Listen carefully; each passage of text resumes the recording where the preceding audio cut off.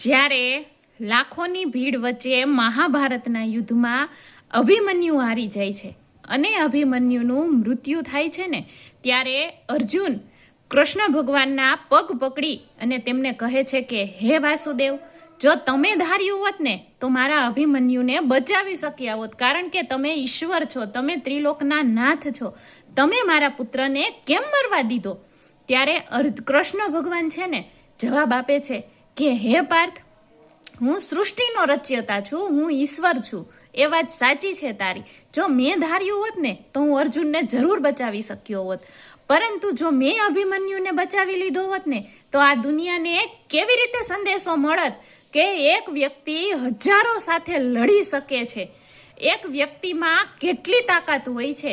ખરેખર ઈશ્વર છે ને આપણને બચાવી શકે છે, પરંતુ સાથે સાથે આપણને એ પણ શીખવાડી શકે છે કે આપણી પાસે એક સક્ષમતા છે બીજાની સાથે યુદ્ધ કરવાની, હજારોની સામે લડી રહેવાની. કહેવાનો મતલબ શું છે? દરેક માણસ છે ને સક્ષમ હોય છે, માત્ર તેની અંદરની શક્તિ જગાડવાની છે ને એક તૈયારી હોવી જોઈએ. બાકી કોઈ વ્યક્તિ છે ને નબળો નથી હોતો, પોતાની રીતે છે ને એક સક્ષમ જ હોય છે.